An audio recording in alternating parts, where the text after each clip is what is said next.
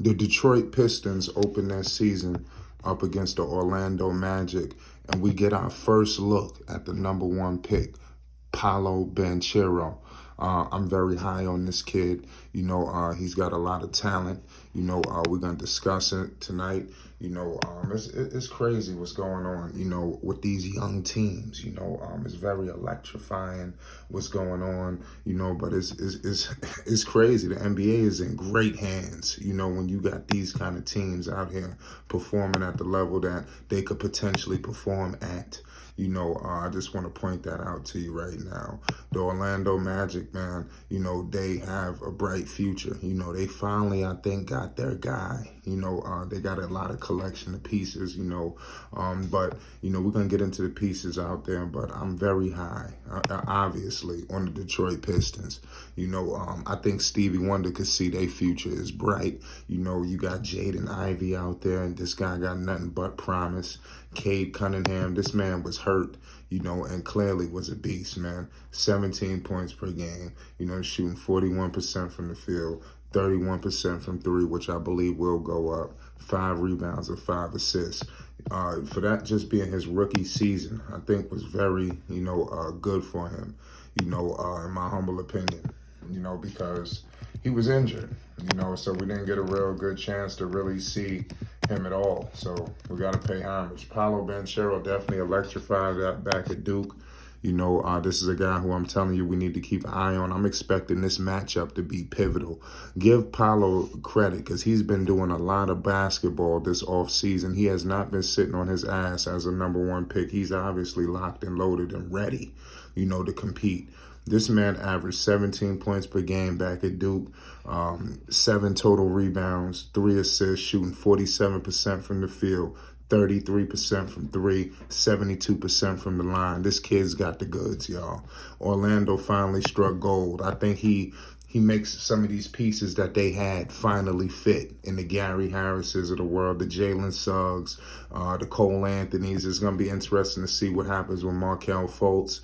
They obviously have a bunch of guards. Jonathan Isaac, a lot of people are high on Jonathan Isaac. He had a crazy situation, but it's crazy. I also like Wagner. They got a lot of friends. Wagner's pretty solid.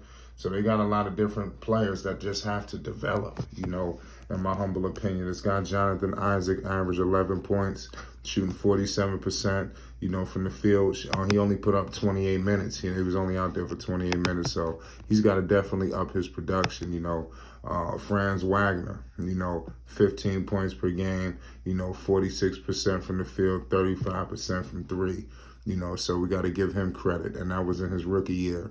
So the Orlando, this team, I think they still about 2 more pieces away. But let's see what's up with Paolo. Paolo was out there in the crossover in Seattle, getting multiple runs in with a whole bunch of all-stars. You've seen him out there with LeBron, Chet. He got into it with DeJounte Murray. Everybody knows that. That's very infamous. It is what it is about that. I want to tell you right now, the Orlando Magic finished last in the Eastern Conference, ladies and gentlemen. Hell, they actually finished last. No, wait a second. I'm about to jump the gun. They actually just missed, the Houston Rockets, with the worst record in basketball. But, it is what it is. At 22-60, you're not much better. This team obviously got some ways to go. They need to accelerate their development, and I think that's what Paolo does for them. The Detroit Pistons easily could be the shocker, of the NBA, especially in the East. The East has so many wild cards. You understand? Because I think this Jaden Ivey, Cade Cunningham tandem is going to work. I like Saddiq Bey. Saddiq Bey is proven to be a talent. This guy got all-star potential, ladies and gentlemen. I like what I'm seeing from Marvin Bagley. Saddiq Bey has been improving. His first year as a rookie, he averaged 12 points, shooting 40% from the field, 38% from three. His second year, this season that just passed, he put up 16 points per game, so he upped his points. So I like that. Marvin Bagley, we all know he wore out his welcome up there in Sacramento. We ain't gonna get all into that. I like this guy Isaiah Stewart, his toughness. Listen, what he did, to LeBron James is no understatement. You understand? I mean, he got a lot of heart. LeBron, I mean, we ain't gonna get into exactly what happened, but he didn't back down. So point that out. This kid Marvin Bagley, y'all. He finished last season with the Pistons. It's crazy. It's like night and day. In Sacramento, he only averaged 9 points. And when he got traded to the Detroit Pistons, he finished the year with 14 points per game and shooting 55% from the field. And he was shooting 46% from the field in Sacramento. So that shows you the difference, putting up 6 rebounds. You obviously want to see those rebounds go up at 6'11", being the number 2 overall pick. His number one problem is the situation is he was in the draft with those guys, Luka Doncic and obviously Trae Young. He's always going to be haunted by that, unfortunately. But, I mean, it is what it is. What can you do? You can only roll with the punches and control what you can control. And I think that's what they've been doing. Nonetheless, man, it's going to be an exciting year. Let me know who are you most excited for. If you're a Detroit Pistons fan, who wins this game? Obviously, I believe that Detroit should win it.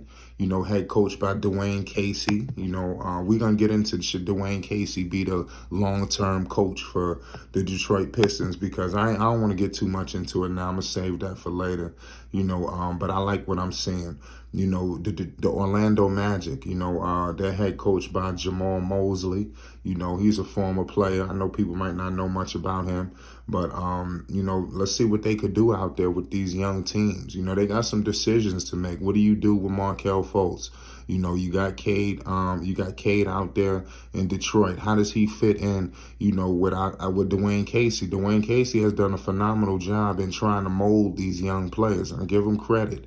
Especially coming from a championship situation in Toronto. Where you had a much more competitive team, and then he kind of, and give Detroit credit too, because they kind of giving him some patience too, because I thought they'll let him go, but it's going to take a process. Detroit will be on the rise, man. They speak about bringing the bad boys back. They got some faces. I still think they about a piece or two away. Maybe one more move away. Let's see what happens with Ivy. I think he's a good pick. The New York Knicks tried to trade up for him. He was a hot commodity. It wasn't for no reason. And like I said, he's ecstatic to be in Detroit. This is going to be a phenomenal season. We got preseason basketball fastly approaching in less than 30 days or so. It's going down. So everybody buckle up. It's Flight Sports TV. I want to point that out to y'all. Get ready, October 19th. The Orlando Magic will be visiting the Detroit, 7 o'clock Eastern. Make sure y'all there. It's Flight Sports. If you're a Detroit Pistons fan, make your voice be heard, in the chat. Salute to the Motor City. If you're out there in Orlando, make your voice be heard.